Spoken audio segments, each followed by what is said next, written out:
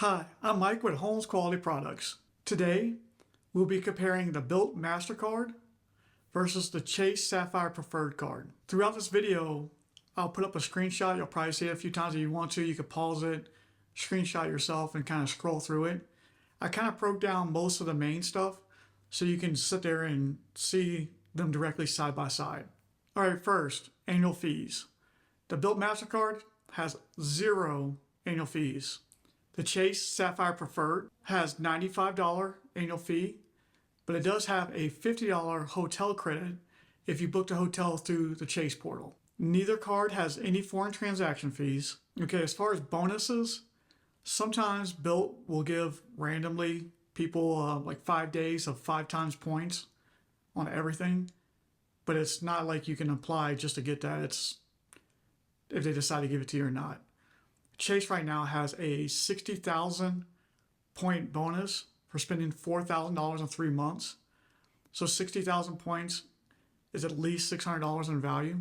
If you use it through the Chase portal, you'll get a decent amount more. And if you transfer it out, you'll probably get even more than that. So the sign-up bonus is a nice perk. All right, as far as multipliers, they both have 3 times on dining, 2 times on travel, and 1 time on everything else. So they have that in common. So they're both a good dining card and not too bad of a travel card.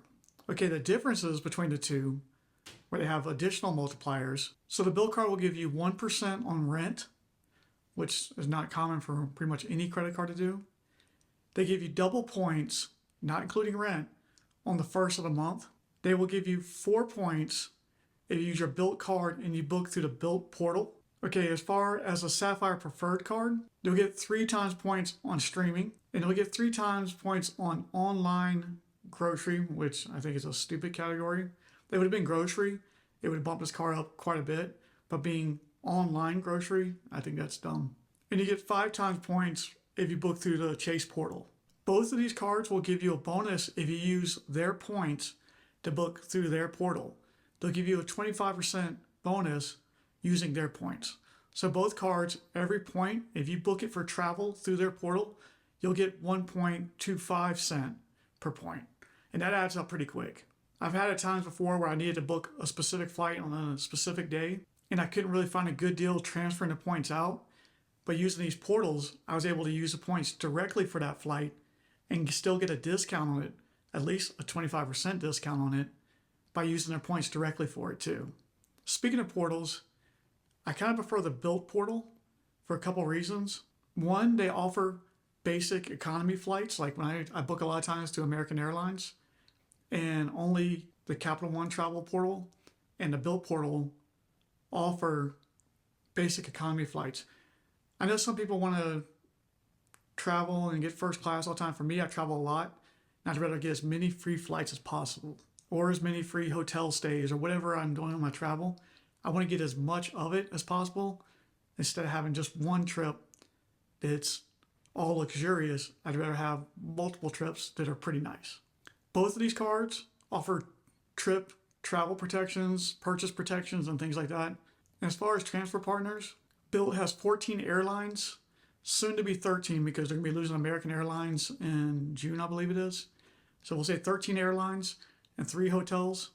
And Chase has 11 airlines and 3 hotels. Now, I wouldn't let those 2 extra airlines really sway me. And then both of these have Hyatt as a hotel partner, which is by far my favorite hotel chain to transfer points to. Their points are very valuable, a lot more valuable than most hotels. Now, Chase has Chase offers, which I like a lot. You can add them to the card.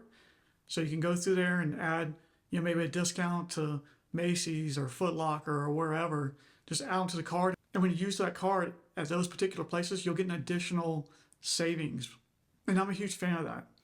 But you can also use things like Rakuten, where you can add the card to those portals.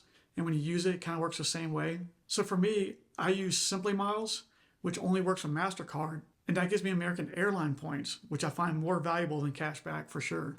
And speaking of only working with MasterCard, the BILT is a MasterCard. The Sapphire Preferred is a Visa card.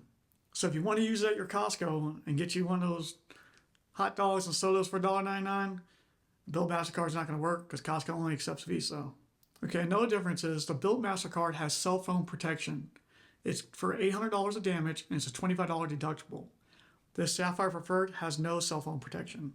Now I'm going to put the chart back up on the screen that I made because it's a lot easier, I think, when I explaining things that I like or dislike. If you can just look at the chart and kind of see where I've already broke it down and simplified it. But the thing I like is I like that the BILT has no annual fee. So with that, that's a huge deal for me. I like that the Sapphire Preferred has a bonus. So the bonus can add up to a lot of value really quick. I prefer the BILT's points on rent and the 2-time points on the first over 3% on streaming and 3% on online grocery. Because what I'll do is I moved most of my reoccurring transactions, car insurance, streaming services, some month that you could do it with. I did it with the car washes I have, health insurance, different things. I moved it all to the first.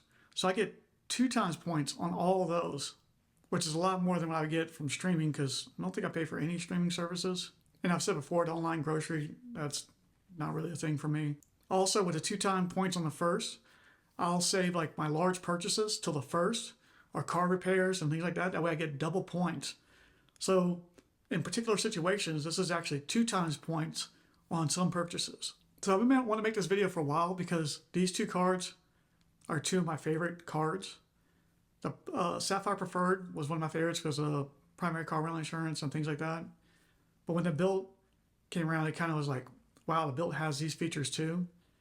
So my thoughts on it would be, get the Chase Sapphire Preferred for the bonus. You can always downgrade it later to a Freedom Flex or a Freedom Unlimited, but the $600 in cash or 60,000 points is pretty valuable. Now, once that bonus was gone and you went through it, if I was going to pick one of these cards to keep, without a question, it's the BILT card. I still use the BILT card the most. Once I hit the bonus on the Sapphire Preferred, I kind of put it away. I use it occasionally maybe for situations, but I pretty much use the BILT card all the time. Having the 2 times points on the first has been awesome. 3 times on dining. This is my dining card. Primary car rental insurance on both cards, so either one of those was what I used to pay if I had a rental car. And they both have the 25% multiplier bonus when you use their points.